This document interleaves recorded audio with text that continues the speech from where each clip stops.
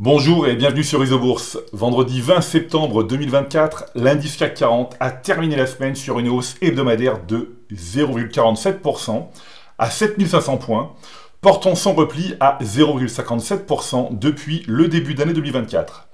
Alors l'indice phare de la Bourse de Paris a poursuivi sa remontée entamée la semaine dernière, mais à un rythme plus lent.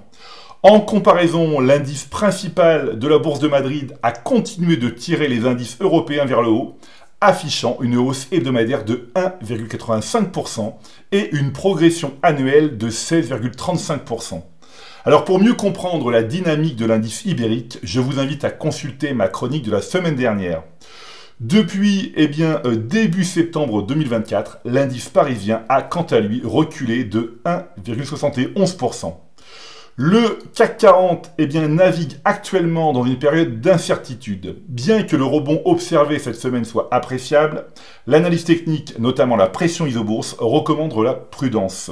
Le croisement baissier des cours de pression 5 et 20 mois en juin 2024 a instauré une tendance baissière. Comme je l'indique régulièrement, quand la courbe de pression isobourse 5 mois évolue au-dessous de la courbe 20 mois, nous savons que nous évoluons dans une phase de marché complexe à moyen terme, mais nous ne connaissons ni l'amplitude ni la durée de l'instabilité. Sur une échelle hebdomadaire, nous constatons que l'indice CAC 40 traverse une période de consolidation à court terme depuis la mi-avril 2024, caractérisée par un croisement baissier des courbes de pression 5 et 20 semaines.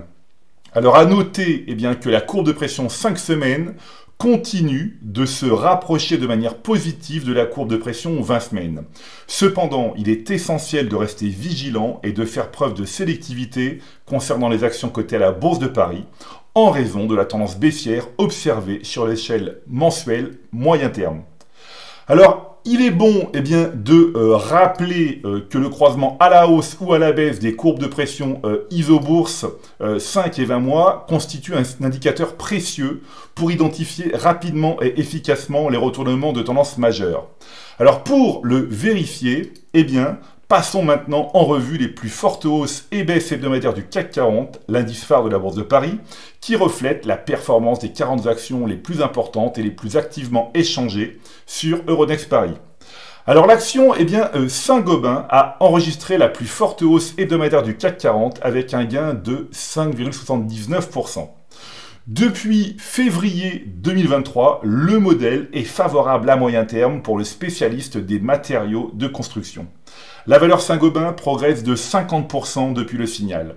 Alors pour maximiser ses gains, il est crucial de suivre la tendance majeure jusqu'à son retournement plutôt que de se fixer un objectif de cours.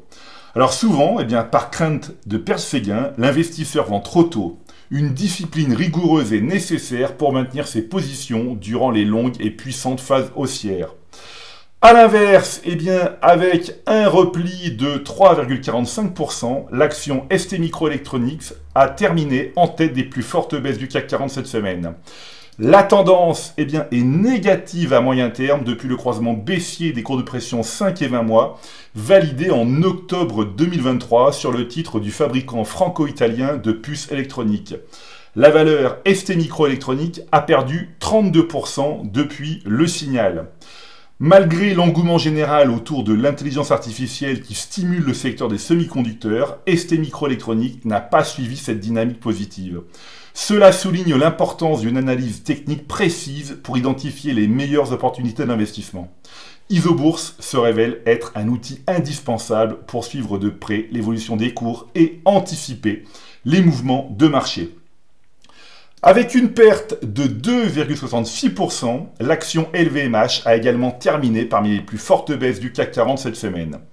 La tendance est négative à moyen terme depuis le croisement baissier des courbes de pression 5 et 20 mois validé en août 2023 sur le titre du groupe de luxe. La valeur LVMH a perdu 25% depuis le signal.